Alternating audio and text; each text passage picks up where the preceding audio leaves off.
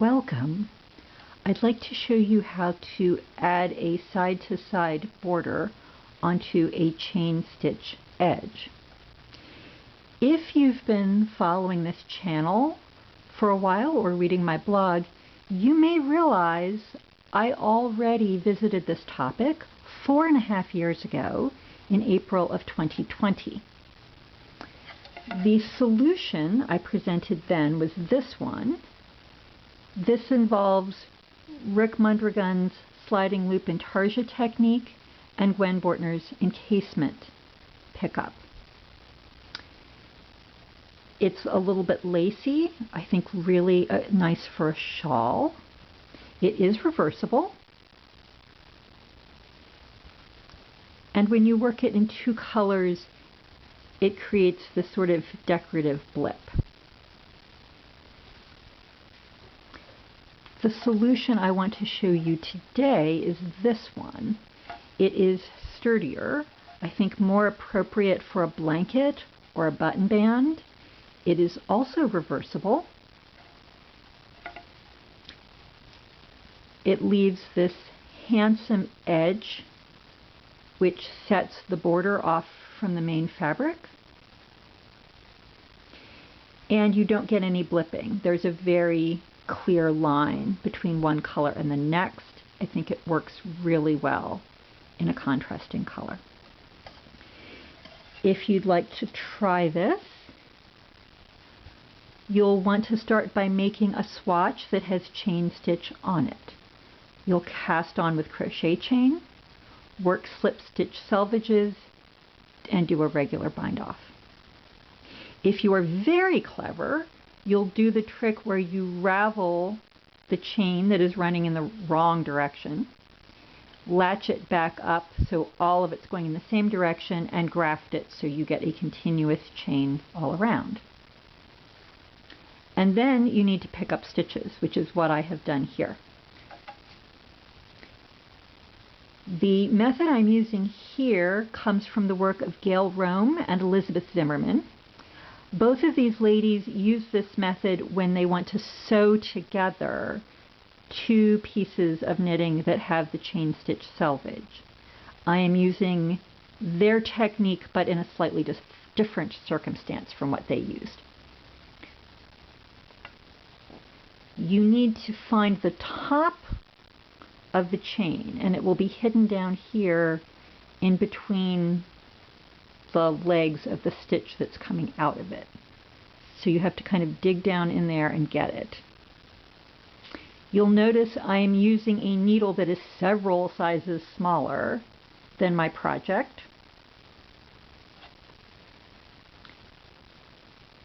On something small, a double pointed needle works really well. On something bigger, you'll want circular needles. Or you can also just use a tapestry needle with waste yarn or string threaded in it and just thread it through. If you squish the row, squish the edge, that opens up the channel and you can thread the needle right up through it.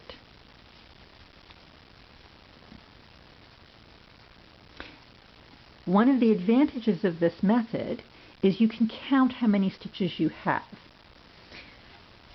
On the orange blanket, that didn't matter. I did a regular garter stitch edge, and it didn't matter how many stitches I picked up. My math would have been good no matter what number I got. On this swatch, however, I am working a traditional Russian sawtooth edging. It's a 16-row repeat. Since I'm using Mondragon loops, I get 2 rows for every stitch, so I need 8 stitches for each repeat. I got lucky and got even multiples of 8 all the way around. I marked them with pins. But if I had been unlucky and needed to make adjustments, I could have put pins to remind myself to make a change. If you have too many stitches, you can put a pin and skip a stitch that you've picked up. If you have too few stitches, put a pin to remind you, and you can work a short row to scooch in an extra row where you need it. So you can do all your math and thinking before you do your knitting. The other thing you need to do before you start to knit is you need to join your edging yarn to your project. You have to sew it through the channel you picked up. And you sew it from end to beginning. What does that mean? On this swatch, I decided I wanted to start one repeat up from the edge because I want to graft this in pattern so it's seamless. It's easier for me to graft here in the middle rather than here at a corner turn. My first row is here, and then I've worked counterclockwise around the swatch, and I'll keep going and end up here, and right here will be where my last row is. When I threaded my yarn, that means I ran it this way,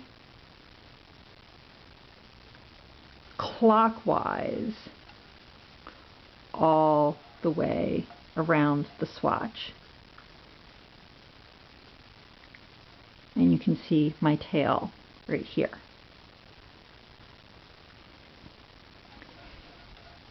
If you are using a yarn that is fuzzy and wants to grab onto itself, or a yarn that's very delicate, this technique might not work. The yarn is going to take a fair amount of abrasion as you pull it through the channel. On the other hand, there are ways around that. On this blanket, I'm using a super bulky yarn. This yarn had a short put-up, so I did not have to thread the yarn all the way around the blanket. Instead, I threaded it for a certain distance, worked that skein off, threaded the next skein on, wet spliced the yarn, and kept going. So there are ways to deal with this. And then let me show you what it looks like to work some rows this way. It's a little easier if you are on a double pointed needle rather than a circular needle. These are Mondragon loops, which means the bottom part of the loop is the wrong side row coming out, and then the top part of the loop is the right side row going back. I'm at the transition from one repeat to the next. It's a 16 row repeat, so this is row 16 and this is row 1. If you want to see the chart is out of this book by Galina. The chart is on page 5. So my first row is a wrong side row.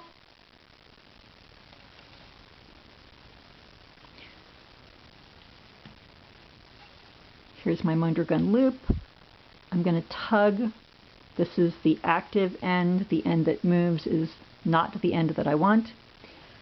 If you're on a circular needle, I have had luck bringing it back to front up through my Mondragon loop. And for this pattern, row 16 is knit across.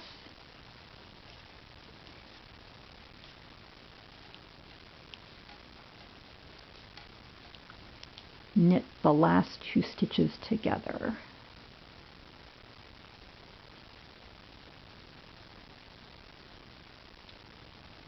Preferably without splitting the yarn.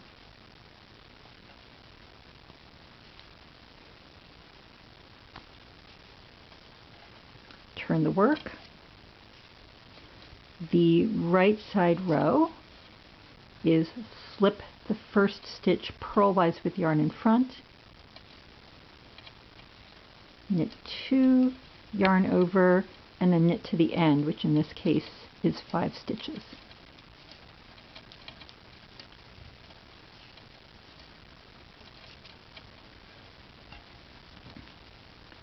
to have enough yarn, your Mondragon loop should be more than 3 times the length of what you expect the row to be. So I had extra yarn here, which means I then pull the extra up into the next loop.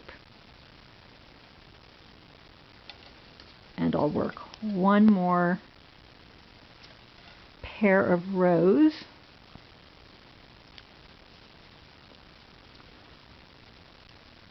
This row is knit all.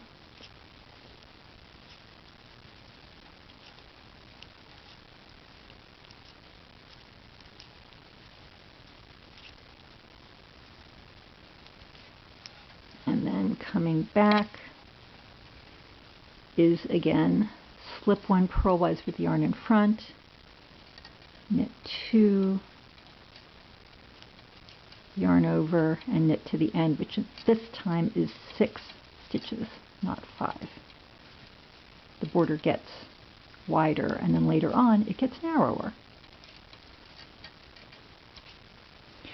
And once again, I'll work the extra up into the next loop. If I had come up short, what I could do is I could pull more yarn down into it from the loop above.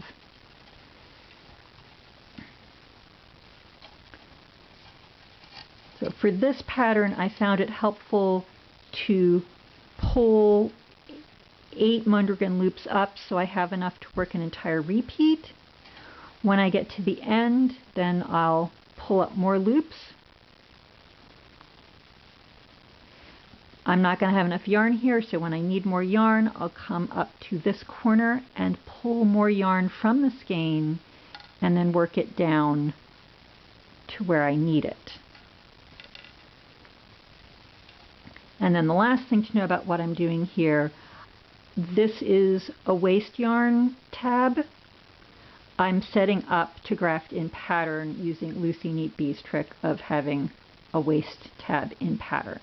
So I'll come around and graft this, and my edging will be seamless. So there you are.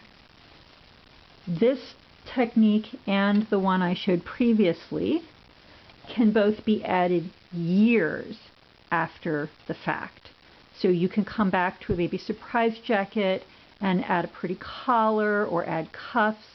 If you have a scarf, you can come back and schnazz it up. If you have a blanket, you can come back and add a border. I think this would be particularly nice on maybe a baby blanket that was small to start off, and you could keep adding borders and make it larger and larger as the child grows, so the child could continue to enjoy the blanket.